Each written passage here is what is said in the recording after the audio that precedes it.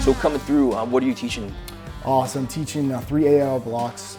Friday we're teaching advanced precision rifle, just a one-day kind of a condensed package for that. And then Saturday and Sunday it's kind of Groundhog Day for me. We're teaching an SPR class, just again kind of condensed down to 8 hours. Just same Sunday, Saturday, Sunday. So. Okay, not bad. So definitely have your lane that you're going to be in. In terms of the sniping. Yeah, they're going to put me out there on the tower and forget about me. So we're used to it. So. That's outstanding. So I was looking up. I was trying to do some research before we came here. Didn't get a really good sense of Ridgeline.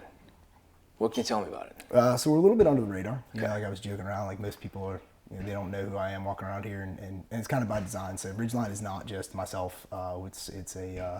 It's a company. We're partnered with the Team O'Neill Rally School up in Dalton, New Hampshire, and so we have about 5 full-time instructors up there. And so that's kind of the cool part that I really like about it, is it's not just like my experiences or like my good idea. It's sort of this compilation of everybody's schools, experiences, deployments, call-outs, and backgrounds all kind of put together. And then our kind of shtick, I guess you call it, is we are hyper focused on the process. So I fully believe that shooting is a very personal endeavor. Like what works for you doesn't necessarily work for somebody else or whatever. But I also believe in like the 95% solution. So like I can process map 95% to get you into that right ballpark. And then the last 5% is going to be you tailoring it to your equipment, your style, your handicaps, limitations, abilities, whatever. And so that's really what we focus on. We run a lot of classes a year for not open enrollment, and because of that we're able to cycle through and test curriculum, but we know we have a very short amount of time to get that work done. And so our focus is on maximizing the student's progression from day 1 to day 2, 3, 5, whatever the case may be. And that's really what we focus on. We like to joke and say we don't make anything but shooters, and the student is our product. And what we take personal ownership on is that guy or girl is going out in the world and they're going to say that they trained with us at some point, and we want that to reflect well against us and the brand. For sure. So vast majority of the classes then law enforcement, military, private, or are you doing some open enrollment spelling stuff? So we're very lucky with our relationship with the Rally School, where we do a lot of work for mil. We kind of grew up in the LE world as far as instructors. That was really where we found our niche to start.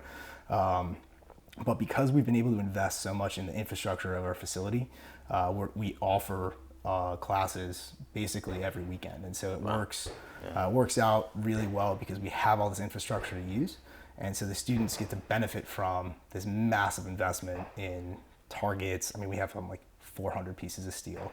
Nice. We've got a junk fleet of cars, like 50 cars. We've got almost 20 running vehicles. We got a 5-story sniper tower that's going in. We have 5 in motion moving target systems. And that's just on we call it our side of the street, but our the range facility abuts the driving track. And then we have 6 miles of our own road. We've got another 100 cars for the rally school to include like high center of gravity, off road. So it's pretty epic to be able to use that for a 2-day open enrollment course, So, right. So when with the open enrollment specifically, all right. So, truth be told, like I'm one of those bad Asians. Like I'm really, really bad at math, and long distance shooting scares the hell out of me. Like I took a class like just last week, and I'm still trying to process and digest a lot of that. Like how do you, like when you've got new students or students of different baseline levels, like how are you demystifying that? So it's funny. So like again, we're super sniper heavy, yeah. Not on purpose, kind of by accident. All of a sudden we looked around, other instructors, like, I mean, the guys on my team they're straight hitters. I mean, I've got a guy, he won Winston P. Wilson. He won International Sniper Competition in 2005, second place in 2007.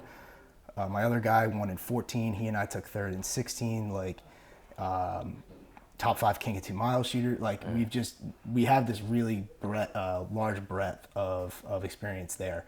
And what we try to do is make it easy. Like it doesn't need to be hard. And what I found coming up was a lot of guys tried to make it hard. Whether it was to validate, either they were just regurgitating what they heard, or they're trying to find some validation themselves, or holding it above a student. Like, oh, look what this sort of mystifying is. Whereas like with a pistol and a carbine, it's kind of like, you can either do it or you can't do it, right? Once you get the skills, and then it comes down to your individual training regimen, whether or not you're staying on your dry fire, whether or not you're going out and putting yourselves in harder and harder shooting problems, whether it's competition or training or whatever, right?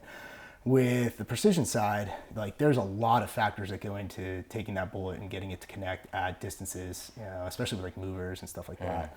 And what I try to do is like coming from my personal experience, I look back at some of my first engagements overseas and how worried I was about missing because of all of these other factors. And I was spending time worrying about that, time that and brain power that I should have been dedicating to the shot that would have worked.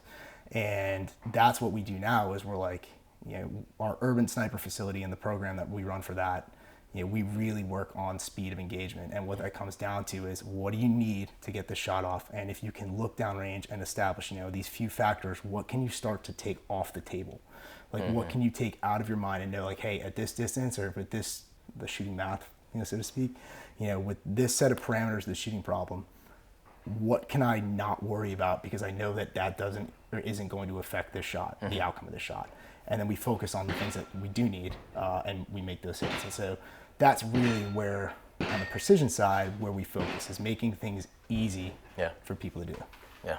Okay, I should probably sign up for a class then because I'm still mystic math to me and all that type of good We'd stuff. love to have you. No, that'd be awesome. Just wait till spring gets cold up there about that. Yeah. So what do you want to give to the students today?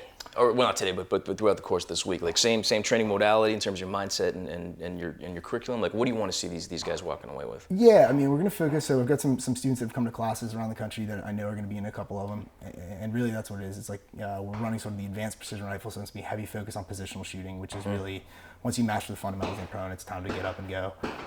Focus on speed, obviously. And really, like I know the majority of the rest of this event is, close range, combative style, and that's really our flavor of precision rifle as well as more of that combative application, right? It's kind of our background, it's who we mostly teach. All of the building blocks, the process can be applied, whether it's competition, whether it's hunting, whether, I taught my brother how to use a sling so he could go shoot deer, right? Like it's all there for them to take those tools and apply them as required or as needed. But what I'd like to really kind of show these guys is that, bolt gunning or precision rifle or SPR, well, I guess I'll split the two. On the bolt gun side, I really want guys to understand that like it can be fast, it can be as high paced as Lala's pistol carbine if you force yourself into those engagements and you really want to push that and hone that skill. On the SPR side, my big thing and the brand of it that I've pushed forever is it's not sniper level. It's a fighting rifle, and you should be able to fight from 0 to 600. Not, hey, we say 0, but we 0 at 100 and we go out and it's sniper light from your belly, shooting ARs for precision.